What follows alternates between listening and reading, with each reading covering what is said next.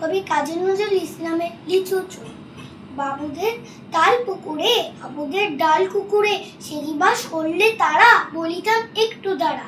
পুকুরের ওই কাছে না লিচুর এক গাছ আছে না, হতা না আসতে গিয়ে ইয়া বড় কাস্তে নিয়ে গাছে গিয়ে যেই চড়েছি ছোট এক ডাল ধরেছি। ও বাবা মরাত করে পড়েছি সরাত জোরে, পড়বি পর মালির ঘাড়ে সে ছিল গাছে। আরে বেটা ভাই বড় নচ্ছা ধুমাধুম গোটা দুচ্ছা, দিলে খুব কিলো ঘুষি একজন জোরসের ঠুসি। আমিও বাগিয়ে থাপড় দে আওয়াজ জাগিয়ে কাপড়, লাফিয়ে ডিঙ্গু দেয়াল দেখিয়ে ভিট রে শিয়াল। আরে ধ্যান শিয়াল কোটা দেলোটা দাঁড়িয়ে ওটা দেখে যেই আতকে ওঠা কুকুরও ঝুলল ছোটা। আমি কই কমন কাবা কুকুরেই করবে সাবার।